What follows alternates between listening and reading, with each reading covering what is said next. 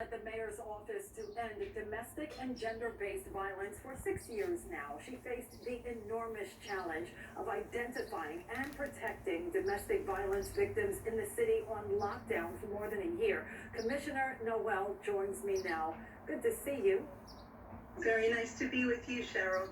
We're glad you're here. So, Commissioner, when the pandemic and the lockdown hit, your agency had the incredible task of finding a new way to deal with an issue that really requires hands-on support from a distance. Yet your team provided services to some 30,000 clients and fielded tens of thousands of calls. Explain for us how you were able to make sure those who needed help during a very vulnerable and confusing time in our city were able to get it. Well, Cheryl, thank you so much for having me on your show to really talk about this very important issue. You are so correct that domestic violence survivors are in a very difficult situation.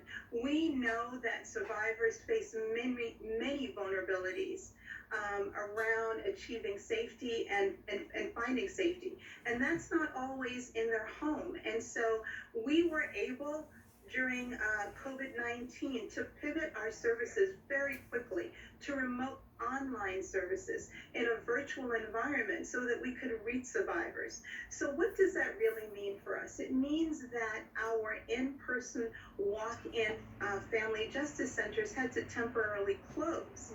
And we pivoted to this online virtual model in which we are delivering counseling and helping with immigration issues and seeking orders of protection, all virtually, with our community service partners doing that work every single day. And you are correct. We've been able to reach over 30,000 survivors this way. You know, and so many people in this city expressed concern, including the police commissioner, about the possible underreporting with this whole remote system. Speak to the decline in calls to the domestic violence hotline during the pandemic. Well, we know that domestic violence in general is underreported, Cheryl. It's always been. And we know that during the pandemic, when survivors are often at home with an abusive partner, they may find it challenging to reach out for help. So we've been really looking at how to reach survivors in their home in ways that they can reach out to us. So we have pivoted very much to an online presence on Instagram and Facebook and through all of the social mediums to be able to reach survivors that way. Well, talk about reaching survivors. You know, the city, of course, we all know, is on the fast track to reopening. There are reports that numbers are spiking in terms of domestic violence reports. Can you confirm that? And is your agency prepared to deal with the number of new cases that may emerge as people come out from isolation? We have seen calls to the domestic violence hotline increase over 2019, certainly in 2020. But we are also prepared to service those survivors. We've seen them reaching out for help through our online portals, through our service providers. So yes, we have seen an uptick, but we're also prepared to be able to provide those services. Okay, your agency is prepared. So let's pivot to the Violence Against Women Act. As you well know, it was allowed to expire in the last administration. Now President Biden is fighting to get it reauthorized, but there is a lot of pushback from some Republicans. In your view, how important is it to have that legislation reauthorized at the federal level? The Violence Against Women Act is a pivotal piece of legislation for us, Cheryl, that really helps survivors across the country and those who provide services to survivors really access dollars that are so important for them. Now, a few seconds ago, you were talking about the online portal and how your agency has fielded tens of thousands of calls.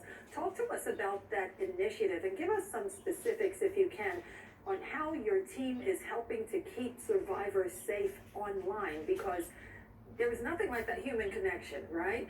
But this online and remote portal, some people may have difficulty with it. And what happens if they're not connected online at all?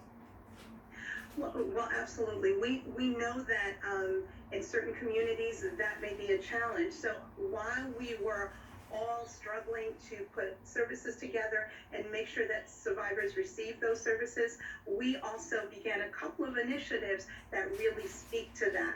One, through the Mayor's Fund to advance New York City, we partnered with T-Mobile, and we'll be giving out mobile devices to survivors as well as agencies who work with survivors, our community-based partners, to have those mobile devices, and also an option to access discounted plans if they choose to.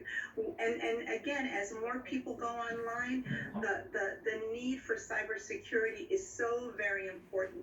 So again, with the Mayor's Fund, we also have another initiative with the Norton LifeLock, which really helps survivors ensure that their mobile devices are in fact free of spyware and malware, which we know that abusers often use devices to track survivors and stalk them in ways. So that's very, very important. And again, another piece of what we're doing to ensure survivor safety.